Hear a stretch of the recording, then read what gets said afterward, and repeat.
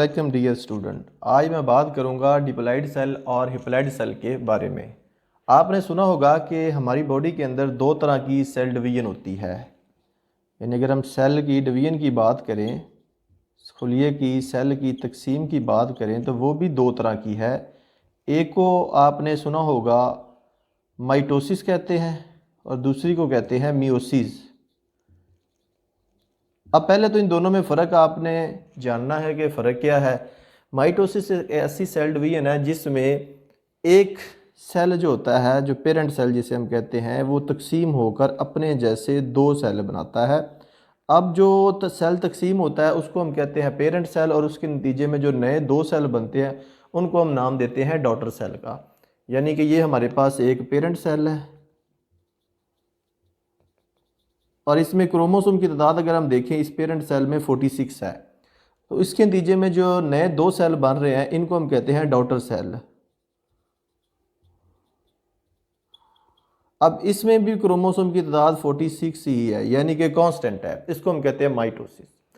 اگر ادھر میں آپ کو میوسس کے بارے میں تھوڑا سا گائیڈ کروں تو میوسس میں کیا ہے کہ پہلے ہمارے پاس ایک جو سیل ہوتا ہے جس میں کروموسوم کی تعداد 46 ہوتی ہے، جب میوسس 1 ہوتی ہے تو اس سے دو سیل بنتے ہیں جن میں کروموسوم کی تعداد نصف ہو جاتی ہے، ہاف ہو جاتی ہے، جس کو میوسس 1 کا نام دیتے ہیں۔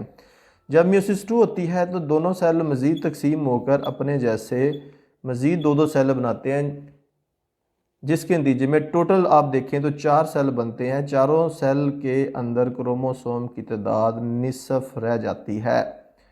اب ایسا سیل جس میں کروموسوم کی تعداد آپ دیکھیں تو نارمل سیل کے مقابلے میں ہاف رہ جائے تو اس کو ہم کہتے ہیں ہپلائڈ سیل۔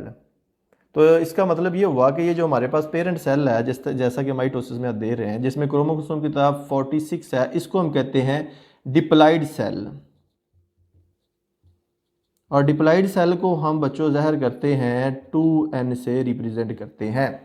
اور اگر ڈپلائڈ سیل سے جو ڈاٹر سیل بھی ڈپلائڈ بنے جن میں کروموسوم کی تعداد 46 ہی رہے تو وہ ان کو بھی ہم کیا کہیں گے، ڈپلائڈ سیل، اور ان کو بھی ہم 2n سے ہی ریپریزنٹ کریں گے۔ یہ ہے مائٹوسس۔ تو مائٹوسس اس کا مطلب ہے ہماری باڈی میں گروتھ کی ذمہ دار ہے، یعنی کہ نشوونما جو گروتھ ہے وہ مائٹوسس کی ہی وجہ سے ہماری باڈی میں ہوتی ہے۔ اور اگر ہم میوسس کی بات کریں تو اس میں اگر دیکھیں تو ایک جو ڈپلائڈ سیل تھا اس سے 4 بنے ہیں ہپلائڈ سیل، جن کو ہم گیمیٹ سیل کا بھی نام دیتے ہیں۔ اور یہ ہمارے پاس ڈپلائڈ سیل تھا اور ان سے جو 4 بنے ہیں ان کو ہم کہتے ہیں ہپلائڈ سیل۔ ہپلائڈ سیل، ان کو ہم دوسرے لفظوں میں گیمیٹس کا نام دیتے ہیں، گیمیٹ سیل، گیمیٹ سیلز۔ اب ان کو ہم لکھتے کس سے ریپریزنٹ کرتے ہیں گیمیٹ سیل کو؟ n سے۔ n کا مطلب ہاف نمبر آف کروموسوم، یعنی کہ 23 as compare to the parent cell جس میں کہ 46 نمبر آف کروموسوم ہوتے ہیں۔ تو یہ بیسک ڈیفرنس ہے ڈپلائڈ سیل اور ہپلائڈ سیل کا۔ اب ہپلائڈ سیل کہاں پہ بنتے ہیں؟ یہ ہمارے گونیڈز کے اندر، جو ہمارے گونیڈز ہیں جس میں آ جاتا ہے میل کے اندر اگر آپ دیکھیں تو ٹیسٹس ہیں، اور فیمیل کے اندر اگر ہم دیکھیں تو اووریز ہیں۔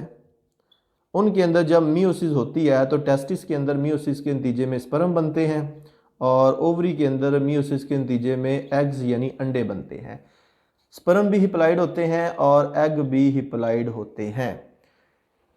اب ان سے ایک نیا جاندار کیسے بنتا ہے وہ بھی آپ کو تھوڑا سا گائیڈ کرتے ہیں۔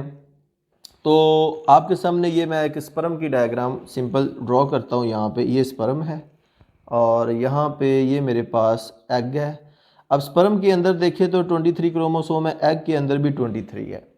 دونوں جب آپس میں سیل فیوز کرتے ہیں جس کے نتیجے میں ایک نیا سیل بنتا ہے جس میں کروموسوم کی تعداد 46 دوبارہ ہو جاتی ہے۔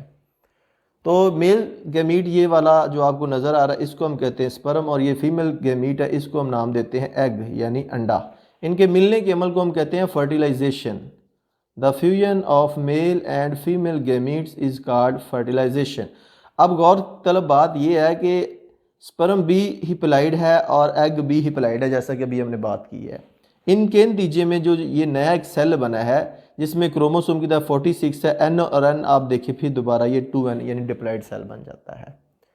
تو یہ جو نیا سیل بنتا ہے اس کو ہم بولتے ہیں زائیگوٹ۔ یہ ایک کمپلیٹ سیل ہے جس میں 46 نمبر آف کروموسوم۔ اب اس کے اندر جب مائٹوسس ہوتی ہے تو 1 سے 2 سیل بنتے ہیں، 2 سے 4 بنتے ہیں، 4 سے 8 بنتے ہیں۔ یہ سیل کی تقسیم کا پروسیس جاری رہتا ہے اور اس سے آہستہ آہستہ آپ دیکھتے ہیں کہ ایمبریو بن جاتا ہے، اور ایمبریو کے بعد ایک مکمل کمپلیٹ نیا جاندار بن جاتا ہے۔ یہ اب یہاں پہ اس کنسیپٹ کو سمجھیں کہ کیسے پتہ چلے گا کہ مائٹوسس کب ہوئی ہے، میوسس کب ہوئی۔ تو یاد رکھیے گا بچوں، جو مائٹوسس ہوتی ہے یہ آپ جب ایک زائیگوٹ بنتا ہے، زائیگوٹ سے لے کے مکمل نیا جاندار بننے تک کا جو پروسیس ہے وہ مائٹوسس ہی کی وجہ سے ہے۔ اور بچے کی جب پیدائش ہو جاتی، برتھ ہو جاتی یہاں پہ آ کے، تو برتھ سے لے کے اس بچے کی ڈیتھ تک کا جو پروسیس ہے وہ بھی مائٹوسس کے ذمے ہے، برتھ سے لے کے ڈیتھ تک۔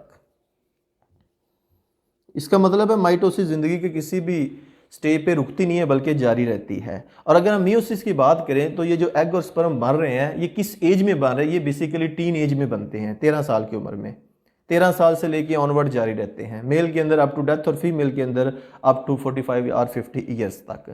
تو اس وقت تک فیمیل جو ہے وہ ایگ بنا سکتی ہے، اور اس طرح یہ جو سلسلہ ہے ریپروڈکشن کا وہ آگے جاری رہتا ہے۔ تو امید کروں گا کہ اس سمپل سے کنسیپٹ کو آپ کو ڈپلائڈ سیل اور ہپلائڈ سیل کیسے بنا ہے، کہاں سے بنا ہے، اور جو ہلکا سا کنسیپٹ میں نے مائٹوسس اور میوسس کا دیا اس کی انڈرسٹینڈنگ ہو چکی ہوگی۔ اگر پھر بھی آپ کے ذہن میں کوئی بھی کویسچن ہو تو اس ویڈیو کے نیچے کمنٹ باکس میں اپنا کویسچن ضرور پٹ کیجیے گا۔ اگر یہ ویڈیو پسند ہے اسے لائک کر کے اپنے دوستوں کے ساتھ ضرور شیئر کیجیے گا، اور اگر آپ چاہتے ہیں ڈیلی بیس پہ آپ کو اس طرح کی سائنٹیفک لیکچر یا پریکٹیکل کی ویڈیو یا بورڈ سے ریلیونٹ ویڈیو حاصل ہو تو اس چینل کو سبسکرائب کر کے ساتھ بیل آئکن کا بٹن ضرور دبائیے گا۔ نیکسٹ ویڈیو تک آپ سے جا چاہوں گا، اپنا بہت زیادہ خیال رکھیے گا۔ السلام علیکم، اللہ حافظ۔